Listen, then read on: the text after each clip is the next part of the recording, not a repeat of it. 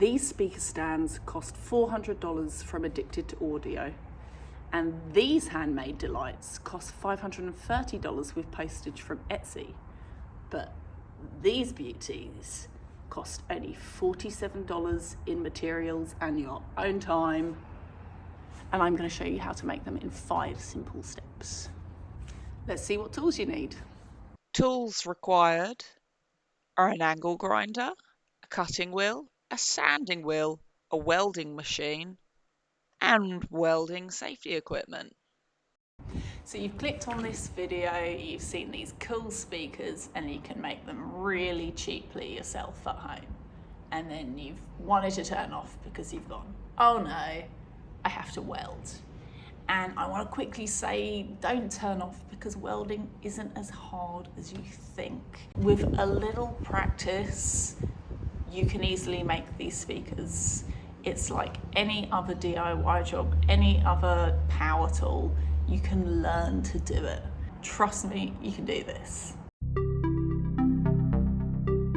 So I'm going to start the build here because I know most of you are going to be time and probably attention poor. But if you hang around to the end of the build, I do have some tips and tricks for welding for any beginners out there. So you're probably going to want to take a screenshot of these 2 pages. Obviously adjust these measurements based on your particular speakers. My speakers are the Ellipsum 7s and the base measures 22 by 24 and they fit perfectly. Now, as I'm doing the voiceover, I've realised this is just for 1 speaker. So you're actually going to have to double up what you cut for the 2 speakers. So it's going to be 20 pieces in total. Here's the square steel tube that you need from Bunnings. The cheapest way to do it is buy a 3 metre and 2 1 metres because you need about 4.5 in total. If you're wondering how you cut the steel, this is what I use, an angle grinder. And I use these things called cut-off wheels. Also, you could use a chop saw. That's probably going to be the most accurate thing. I don't think they're too expensive. You can pick them up on Facebook Marketplace pretty cheap. But this is what I've got, so this is what I'm using.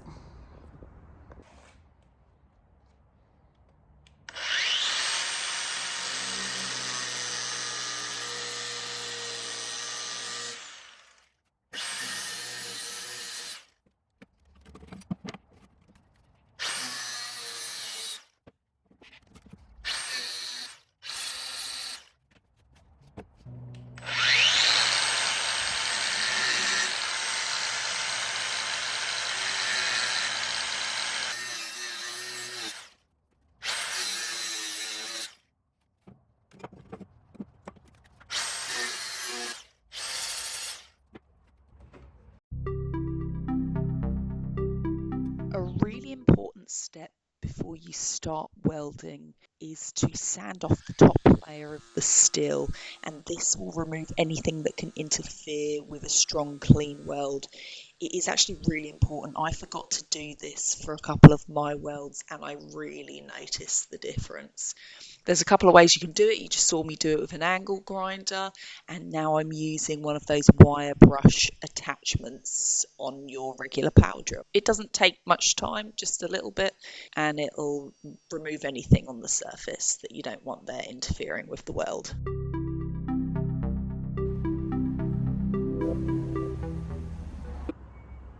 Okay, let's go over some welding basics. First thing is you need to earth your welding project. And this is the clamp that runs to your MIG welder.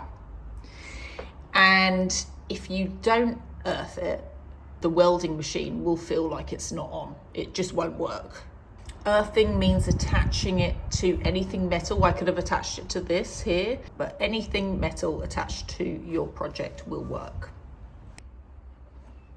Okay, so you've pressed this red button and the metal has come out the end of your welder, and that's too long. All right, if you can see that there, I think that's too long to be welding with. So you've got to cut it down.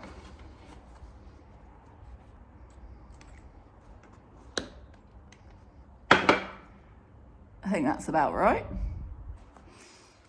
And then before you start welding, you want to have your bottom hand, you want to be closer than you think. And this should be very, very stable. My hand's completely rested here on the side and it's holding it. And you're going to just practice without pressing anything, without it being on. You just practice pulling along what you're going to do with the weld. Okay? And it's pretty much just starting it off. You'll see through your mask, you get a little bit of like wet metal. It's called a bead. And you pull it along, doing very tiny crisscross sections.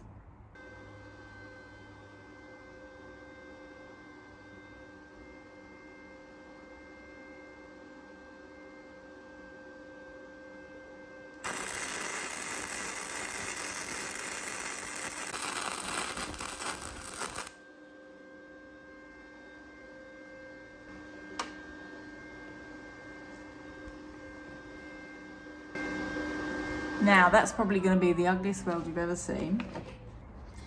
Now we're going to use our brush.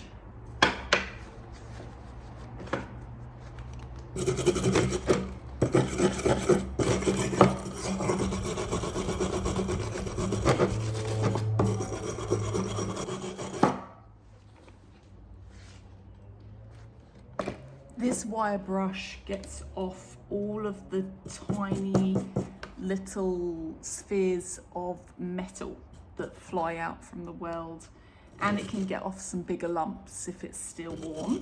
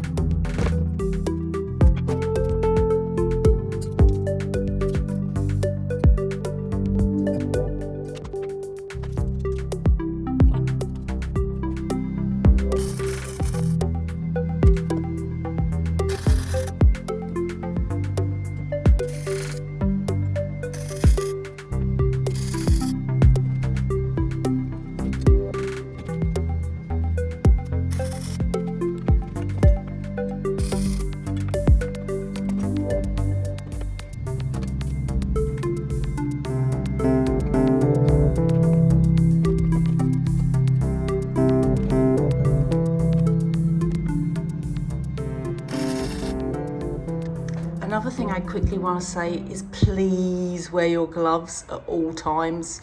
The metal gets so hot after welding. Even if you try and pick it up down here, it's still so hot. You'll get such an awful burn. All right, the day's drawing to a close here. We've got some golden light happening, and I fancied giving a summary, wearing the helmet, looking very pro level. Sadly, I have ended up looking like a bishop, so I'm going to take it off. How do I get it off? There we go. What I wanted to quickly say was I've done some truly terrible welds today. I probably haven't touched the welder for I don't know, 6 months. There you go, darling. And yeah, I'm not very good at it again. I've fallen out of practice, but I'm not very worried about it either. Maybe I'll take some close-ups of some of the joins that I did that are just so ugly, but I'm gonna grind them off, and you're gonna see tomorrow that they actually turn out all right. And I bet some people come on here who do know how to weld properly, and you're gonna be horrified. Just look away, just don't watch anymore. I just wanna reiterate, this is holding up a speaker. I don't need it to hold up my house, right? Even an ugly weld is very, very strong. It's especially holding up something as small as a speaker. So you're gonna be fine, even if they look super ugly. I'm gonna show you my grossest weld today, and I'm gonna show you how beautiful I can make it look tomorrow after I grind it off, all right? Not bad for a day's work. I actually saw my daughter stand on this this morning to reach something off a shelf, so I was actually quite impressed. So it's easily going to hold up my speakers and be nice and sturdy. It feels so strong. Today we're going to try and clean up the speaker stand and grind off some of the welds and blend it in and make the metal nice and smooth. It is with the angle grinder. First of all, I've just got one of these flat metal grinding discs, and then we're going to move on to some 24 grit sandpaper. And then after that, I'm not sure how it's going to go, but I've also got some 120 discs. I'd love to give it a beautiful shine, maybe put some oil on it so it won't rust up, and that's the plan.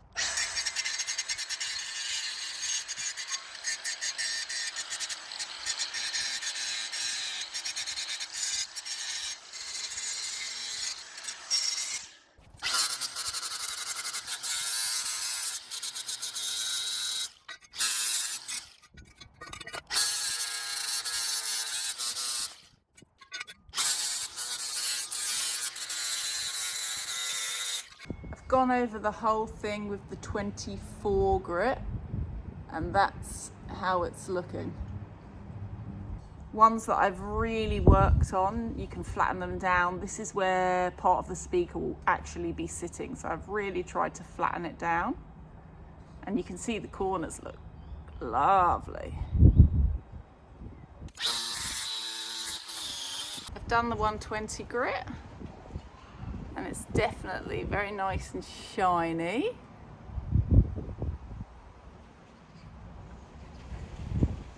It doesn't take much off the weld. All it does is sort of shine it up.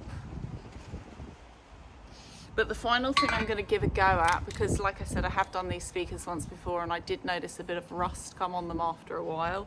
So I'm going to give a go of putting on a really small amount of this lithium grease and rubbing it in, and one, I think that'll make them extra specially shiny and give them that chromy look, and two, it will protect the stands from any rust.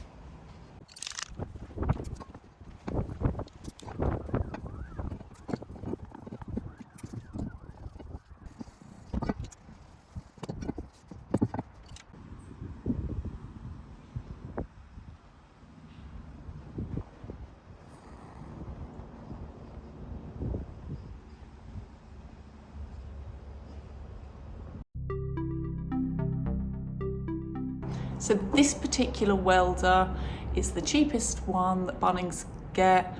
It's the Azito MIG welder, and it's been brilliant for me. Not that I know what any other welders are like, but I definitely recommend it. It comes with one of these brushes, which is actually really useful. You scrub off the sort of dirty bits of your weld. It also comes with a helmet, but the helmet it comes with is terrible. You have to hand hold it yourself, and it's got such poor visibility. It made me wonder I was doing something wrong. I couldn't see the bead and I actually bought another Ozito. This one, it's so much better. You can adjust it to your head. The visibility is, it's sort of, as the weld comes on, it changes, so you can see pre-weld, and then as the weld comes on, it darkens.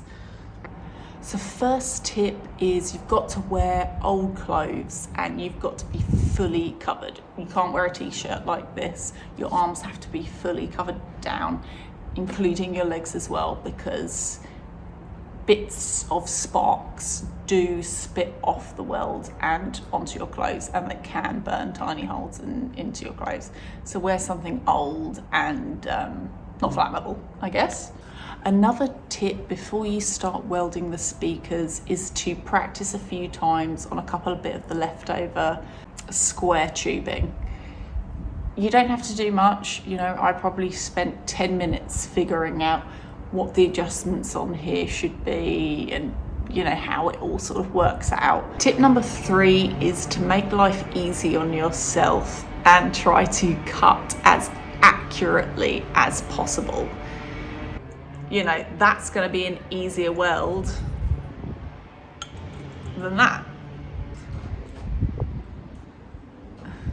And another handy thing that I bought, I probably would recommend making the purchase, is one of these, a multi-angle welding magnet. And it's really useful because you really need the welds to stay in the same place. They can't be moving whilst you're trying to weld them. And you can put this on and you can put this one and sort it out so that it stays together whilst you're welding, and it stays magnetised and together. So that was another really handy purchase. I'll look up how much that costs and put it on the screen somewhere now. Thank you for watching. I hope the video was useful for you. If you've got any questions at all, just leave them in the comments and I'll do my best to answer them. A like and a subscribe would be super appreciated. Cheers.